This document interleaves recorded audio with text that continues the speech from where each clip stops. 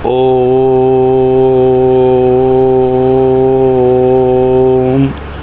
स्वस्ति श्री गणेशाय नमः।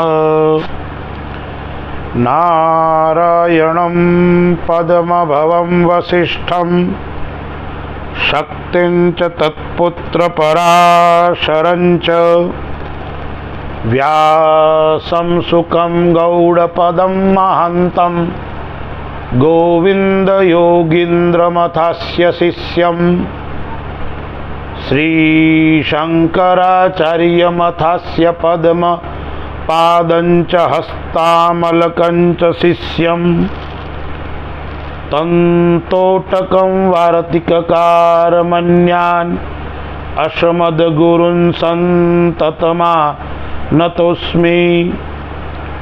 शङ्करं शङ्कराचार्यं केशवं बादरायणं सूत्रभाष्य कृतो वन्दे भगवन्तौ पुनः पुनः। वसुदेवसुतं देवं कंसचाणूरमर्दनं देवकी परमानन्दं कृष्णं वन्दे जगद्गुरुं। ध्यानमूलं गुरुर्मूर्ति पूजामूलं गुरुर्पदं मंत्रमूलं गुरुर्वाक्य मोक्षमूलं गुरुकृपा। सद्गुरुदेव की जय। कृष्ण कन्हैया लाल की जय। ठाकुर जी महाराज की जय। ज्येष्ठ मास शुक्ल पक्ष एकादशी व्रत कथा। धर्मराज युधिष्ठिर भगवान श्री कृष्ण से प्रश्न पूछते हैं। भगवान श्री कृष्ण, आप हमें ज्येष्ठ मास शुक्ल पक्ष की एकादशी है उसकी कथा सुनाने की कृपा करावे। भगवान श्री कृष्ण बोले, राजन, इसका वर्णन परम धर्मात्मा सत्यवती नंदन व्यास जी करेंगे, क्योंकि संपूर्ण शास्त्रों के तत्वज्ञ और वेद वेदांगों के पारंगत विद्वान है। तब वेदव्यास जी कहने लगे, दोनों ही पक्षों की एकादशी को भोजन न करे। द्वादशी को स्नान आदि से पवित्र हो, फूलों से भगवान केशव की पूजा करके नित्य कर्म समाप्त होने के पश्चात पहले ब्राह्मणों को भोजन देकर अंत में स्वयं भोजन करे। राजन, जनाना शौच और मरण शौच में भी एकादशी को भोजन नहीं करना चाहिए। यह सुनकर भीमसेन बोले, परम बुद्धिमान पितामह, मेरी उत्तम बात सुनिए। राजा युधिष्ठिर, माता कुंती, द्रौपदी, अर्जुन, नकुल एवं सहदेव ये एकादशी को कभी भोजन नहीं करते थे। ता मुझसे भी हमेशा यही कहते हैं कि भीमसेन, तू भी एकादशी को खाना मत खा। किंतु मैं इन लोगों से यही कह दिया करता हूं कि मुझसे भूख नहीं सही जाएगी। भीमसेन की बात सुनकर व्यास जी ने कहा, यदि तुम्हें स्वर्गलोक की प्राप्ति अभिष्ट है और नरक को दूषित समझते हो तो दोनों पक्षों की एकादशी को भोजन नहीं करना चाहिए। भीमसेन बोले, बुद्धिमान पितामह, मैं आपके सामने सच्ची बात कहता हूँ। एक बार भोजन करके भी मुझसे व्रत नहीं किया जा सकता, फिर उपवास करके तो मैं रह ही कैसे सकता हूँ। मेरे उदर में वृक नामक अग्नि सदा प्रज्वलित रहती है, अतः जब मैं बहुत अधिक खाता हूँ तभी यह शांत होती है।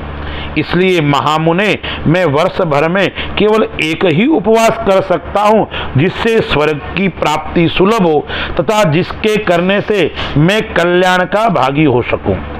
ऐसा कोई व्रत निश्चय करके बताइए, मैं यथाचित रूप से पालन करूंगा।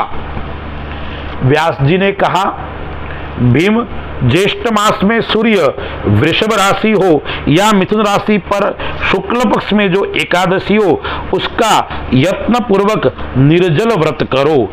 केवल कुल्ला या आचमन करने के लिए मुख में जल डाल सकते हो, उसको छोड़कर और किसी प्रकार का जल विद्वान पुरुष मुख में न डाले, अन्यथा व्रत भंग हो जाता है।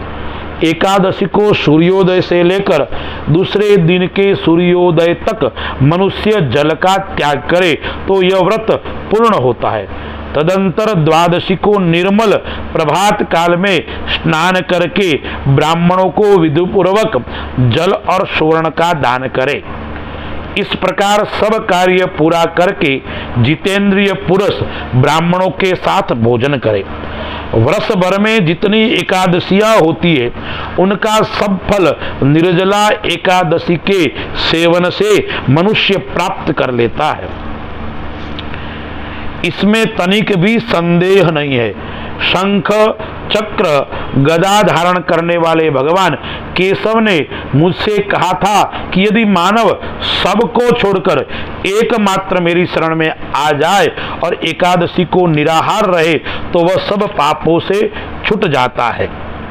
एकादशी व्रत करने वाले पुरुष के पास विशालकाय, विकरालकाय आकृति और काले रंग वाले दंड पासधारी यमदूत भी नहीं भटकते हैं। अंतकाल में पीतांबरधारी सौम्य स्वभाव वाले, हाथ में सुदर्शन धारण करने वाले और मन के समान वेगशाली विष्णुदूत आकर इस वैष्णव पुरुष को भगवान विष्णु के धाम में ले जाते हैं। अतः निर्जला एकादशी को पूर्ण यत्न करके उपवास करना चाहिए। तुम्हें भी सब पापों की शांति के लिए यत्न के साथ उपवास और श्री हरि का पूजन करो। स्त्री हो या पुरुष, यदि उसने मेरू पर्वत के बराबर भी महान पाप किया हो तो वह सब एकादशी के प्रभाव से भस्म हो जाते हैं। जो मनुष्य उस दिन जल के नियम का पालन करता है वह पुण्य का भागी होता है। उसे एक एक पहर में कोटि कोटि स्वर्ण मुद्रा दान करने का फल प्राप्त होता सुना गया है। मनुष्य निर्जला एकादशी के दिन स्नान, दान, जप, होम आदि जो कुछ भी करता है वह सब अक्षय होता है। यह भगवान श्री कृष्ण का कथन है। निर्जला एकादशी को विधि पूर्वक उत्तम रीति से उपवास करके मानव वैष्णव पद को प्राप्त कर लेता है। जो मनुष्य एकादशी के दिन अन्न खाता है वह पाप भोजन करता है। इस लोक में वह चांडाल के समान होता है। शास्त्रकार कहते हैं, एकादश्याम दिने योन्नम भुंक्ते पापम भुनक्ति स यलोके च चांडालो मृत प्राप्नोति दुर्गतिम, यानी वो मरने के बाद में भी दुर्गति को प्राप्त होता है। जो ज्येष्ठ के शुक्ल पक्ष में एकादशी को उपवास करके दान देंगे वे परम पद को प्राप्त होंगे। जिन्होंने एकादशी को उपवास किया है वे ब्रह्म हत्यारे, शराबी, चोर तथा गुरुद्रोही होने पर भी सब पातकों से मुक्त हो जाते हैं। कुंती नंदन, निर्जला एकादशी के दिन श्रद्धालु स्त्री पुरुषों के लिए जो विशेष दान और कर्तव्य विहित है उसे सुनो। उस दिन जल में शयन करने वाले भगवान विष्णु का पूजन और जलमयी धेनु का दान करना चाहिए अथवा प्रत्यक्ष धेनु या घृतमयी धेनु का दान उचित है। पर्याप्त दक्षिणा और भांति भांति के मिष्ठानों द्वारा यत्न पूर्वक ब्राह्मणों को संतुष्ट करना चाहिए। ऐसा करने से ब्राह्मण अवश्य संतुष्ट होते हैं और उनके संतुष्ट होने पर श्रीहरि मोक्ष प्रदान करते हैं।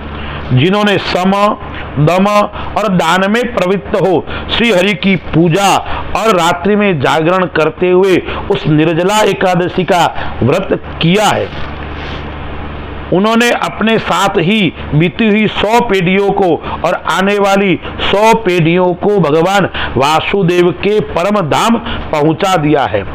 निर्जला एकादशी के दिन अन्न, वस्त्र, गौ, जल, सैया, सुंदर आसन, कमंडलू तथा छाता दान करने चाहिए। अन्नम वस्त्रम तथा गावो जलम सैया शनम शुभम कमंड लुस्तथा सत्रम दातव्यम निर्जला दिने। जो श्रेष्ठ एवं सुपात्र ब्राह्मण को जूता दान करता है वह सोने के विमान पर बैठकर स्वर्गलोक में प्रतिष्ठित होता है। जो इस एकादशी की महिमा भक्ति पूर्वक सुनता है तथा जो भक्ति पूर्वक उसका वर्णन करता है वे दोनों स्वर्गलोक में जाते हैं। चतुर्दशी युक्त अमावस्या को सूर्य ग्रहण के समय श्राद्ध करके मनुष्य जिस फल को प्राप्त करता है वही उसके श्रवण से भी प्राप्त होता है। पहले दंत धावन करके यह नियम लेना चाहिए कि मैं भगवान केशव की प्रसन्नता के लिए एकादशी को निराहार रहकर आचमन कर के सिवा दूसरे जल का भी त्याग करूंगा। द्वादशी को देव देवेश्वर भगवान विष्णु का पूजन करना चाहिए। गंध, पुष्प, धूप, दीप नैवेद्य से भगवान का पूजन करना चाहिए और जल का घड़ा संकल्प करते हुए निम्नांकित मंत्र का उच्चारण करना चाहिए। देव देव ऋषिकेश संसारणावतकारक उदकुंभ प्रदानेन नय माम परमाम गतिम। संसार सागर में तारने वाले देव देव ऋषिकेश, इस जल के घड़े का दान करने से आप मुझे परम गति की प्राप्ति कराइए। भीमसेन, ज्येष्ठ मास में शुक्ल पक्ष की जो शुभ एकादशी होती है उसका निर्जल व्रत करना चाहिए तथा उस दिन श्रेष्ठ ब्राह्मण को शक्कर के साथ जल के घड़े दान करने चाहिए। ऐसा करने से मनुष्य भगवान विष्णु के समीप पहुंचकर आनंद का अनुभव करता है। तत्पश्चात द्वादशी को ब्राह्मण भोजन कराने के बाद स्वयं भोजन करे। जो इस प्रकार पूर्ण रूप से पाप नाशिनी एकादशी का व्रत करता है वह सब पापों से मुक्त हो अनामय पद को प्राप्त होता है। यह सुनकर भीमसेन ने भी इस शुभ एकादशी का व्रत आरंभ कर दिया। तब से यह लोक में पांडव द्वादशी के नाम से विख्यात हुई। बोलो कृष्ण कन्हैया लाल की जय। व्रत के पश्चात भगवान नारायण की आरती करे, सभी को प्रसाद वितरण करे एवं जितना हो सके उतना भगवान नारायण का कीर्तन, भगवान नारायण का नामस्मरण और इस जीवन को पवित्र बनाने के लिए भगवान का निरंतर जाप करे, तभी हमें सायुज्य मुक्ति की प्राप्ति होगी। अस्तु। जय श्री राम।